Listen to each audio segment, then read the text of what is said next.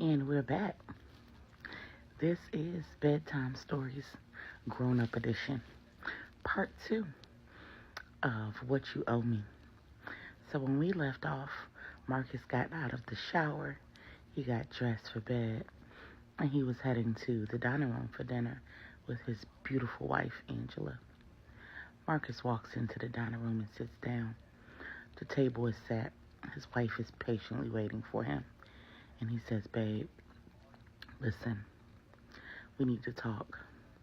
For the past 2 days at work, I've been working on this project, trying to find this missing money at one of the plants.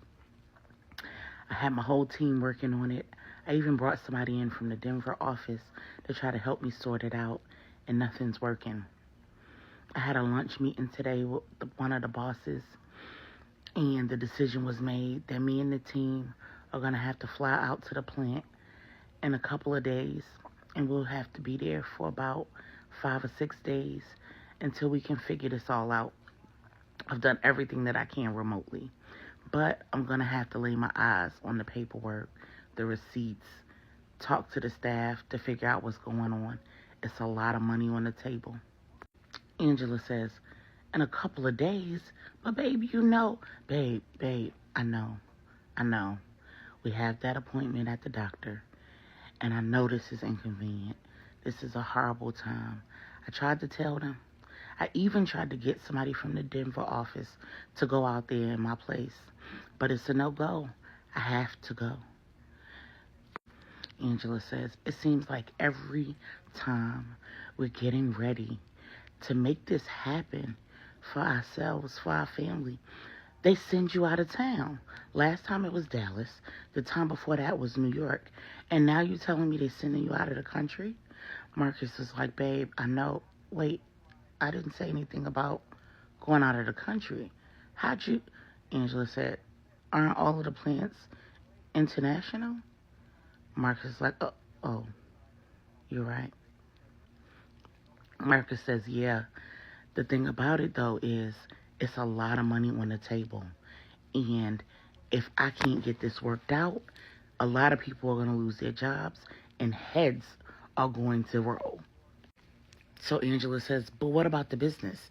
You know I'm doing everything by myself. It's already hard enough." Marcus says, wait. Don't even go there. You are not doing everything by yourself. I hired you a manager who's in the office with you every day so that you can live the luxury life. You get to shop. You get to hang out with your mom. You get to have lunches with Steph." Angela says, "Come on now. That's not fair. You know that I work in the office. I bring work home. I work in the evenings. The only time you're even in the office is on the weekends. And if you go out of town or out of the country for 5 or 6 days, that means that you won't even be there to work on the weekends. So I'm supposed to go through and have this IVF implantation and continue working the business. Even if the manager does my work during the week, we don't have the manager do your work on the weekends. I'm going to have to do it." And he says, "But that's the whole point. You can't do the IVF implantation without me." Angela says, "No, babe. We handled this the last time you had to go out of town before an implantation.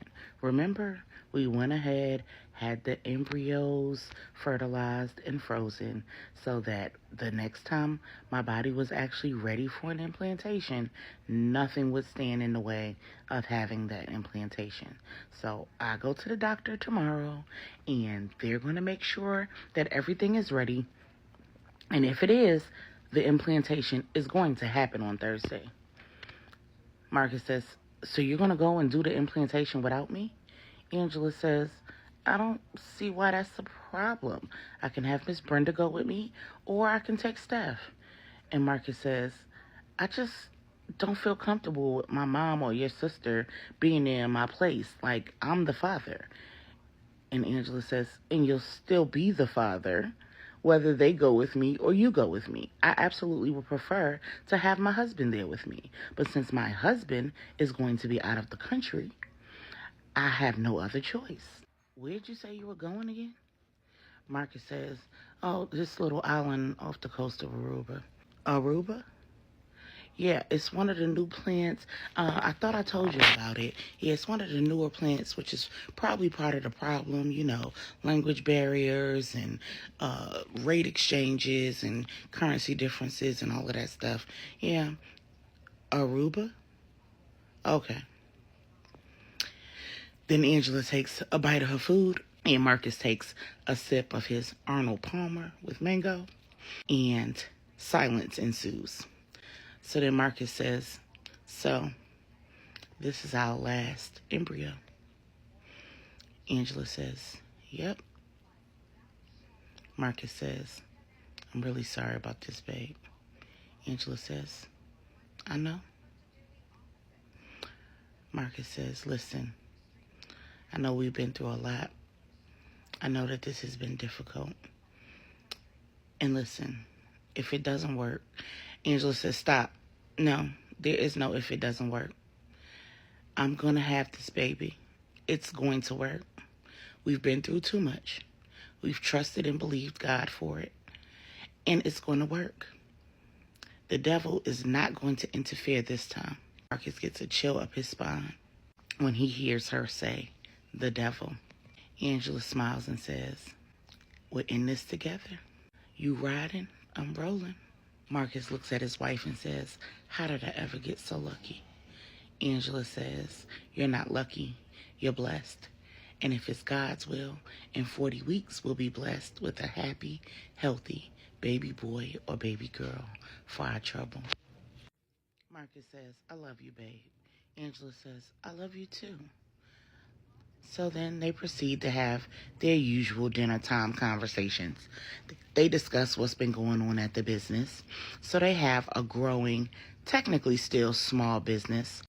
Angela has a dual bachelor's degree in biology and horticulture, and she has a master's degree in business administration. So together they started a small business where they mass produce hair care products and skincare products. And so they have their own warehouse where they actually produce all of those products in-house. They have employees that actually make the products. They have employees that package the products. And they have a manager that manages their warehouse where they ship the products. So they discuss in their business. And while they're having that discussion over dinner, Angela misses a call. But as is customary, they have their phones on Do Not Disturb during dinner. So when dinner's over, Marcus does his customary duty of washing up because Angela did the cooking. And Angela grabs her laptop and her cell phone and heads to the bedroom to get a little bit more work done before she hops in the shower and gets in the bed. Angela opens up her laptop on the small desk that they have in the bedroom, and she gets through the last of the emails that she has and get some things set up and finalized for the following day for the manager to follow up on because, again, she has her IVF appointment. And then she checks her voicemail. And she has a voicemail from an old friend. And the voicemail goes a little something like this. "What up, shawty? It's LJ. Long time no hear from. Listen, you and I need to talk ASAP. I was at the Ritz for lunch, and I ran into Marcus. Well, actually, I saw Marcus, but Marcus didn't see me. And I overheard a conversation. Matter of fact, I recorded it. Hit me back."